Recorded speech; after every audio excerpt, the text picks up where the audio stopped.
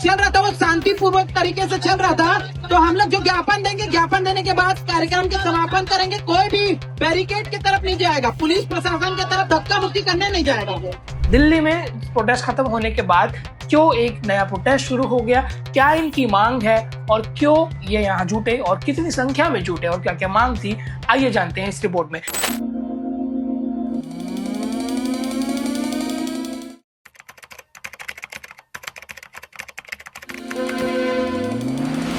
देश की राजधानी दिल्ली के जंतर मंतर में हो रहे लंबे प्रोटेस्ट पर देश के शिक्षा मंत्री के इस्तीफे के बाद फुल स्टॉप लग चुका है। पर यहां से निकली आग की चिंगारी अब देश के अलग अलग प्रदेशों में पहुंच चुकी है और अब एक तरीके से जेन ज़ी सब युवा प्रोटेस्ट कर रहे हैं।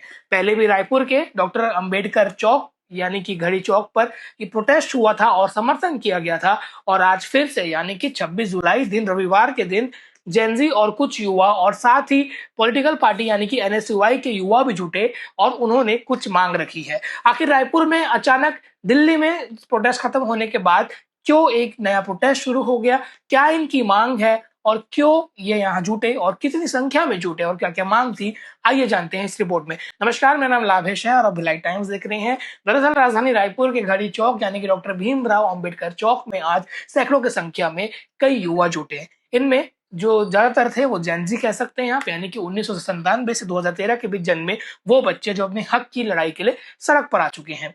इसमें इनकी मांग थी कि जैसे दिल्ली में उन्होंने पूरे देश के युवाओं ने जंतर मंतर पर प्रोटेस्ट कर धर्मेंद्र प्रधान जो पूर्व शिक्षा मंत्री है भारत सरकार के, उनका इस्तीफा ले लिया और नए शिक्षा मंत्री प्रहलाद जोशी को बनाया गया, वैसे ही पेपर लीक पर रोक लगाया जाए, बेहतर शिक्षा व्यवस्था हो। और इनकी एक और मांग थी, ये मांग उठी है कुछ दिनों पहले से ही। ये मांग है कि छत्तीसगढ़ के शिक्षा मंत्री गजेंद्र यादव का इस्तीफा, ये इस्तीफा की मांग कर रहे हैं विभिन्न युवा, और उनका आरोप है कि हिंदी जैसे 12th क्लास में पेपर लीक हो गया और हिंदी का पेपर ना बचा पाए, तो ऐसे में मंत्री जी को मंत्री रहने का कोई हक नहीं है, नैतिक आधार पर उनको इस्तीफा दे देना चाहिए। ये हम नहीं कह रहे हैं, ये प्रदेश के वो युवा कह रहे हैं जो इस प्रोटेस्ट में पहुंचे हुए थे। हालांकि उसमें एनएसयूआई यानी कि कांग्रेस का युवा विंग वहां पहुंचा हुआ था और साथ ही बड़ी संख्या में आम युवा छात्र भी मौजूद थे। आप तस्वीरों में लगातार देख सकते हैं कि ये हुजूम था डॉक्टर भीमराव अंबेडकर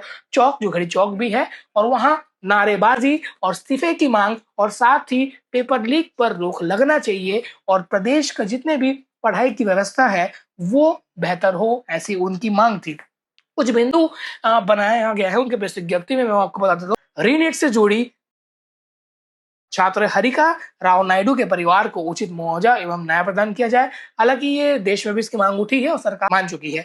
दूसरा है छत्तीसगढ़ में पेपर लीक की घटनाओं को रोकने के लिए सख्त प्रभावी कानून बनाया जाए जैसे सेंट्रल में बनने वाला है। साथ ही प्रदेश के शिक्षा मंत्री गजेंद्र यादव नैतिक जिम्मेदारी लेते हुए इस्तीफा दे दें, ऐसे छात्रों ने मांग की है, एनएसयूआई ने मांग की है। और साथ ही प्रदेश की शिक्षा व्यवस्था में व्यापक सुधार किया जाए ताकि कॉलेजों और विश्वविद्यालयों के छात्रों में लगातार हो रही समस्याओं को स्थायी समाधान सुनिश्चित किया जा सके। आप आगे तस्वीरों में देखिए कि वहां के युवाओं ने और जितने भी पॉलिटिकल कार्यकर्ता हैं उन्होंने क्या कहा और कैसा भीड़ था। बाकी इस खबर को लेकर आपकी क्या राय है कमेंट सेक्शन में बताइएगा, क्योंकि एक तरफ छत्तीसगढ़ से कुछ लोग दिल्ली भी पहुंचे हुए थे, पिछले 7 महीने से डीएड के अभ्यर्थी तूता धरना स्थल पर बैठे ही हुए हैं, तो सब अब एक मांग तेज हो गई है।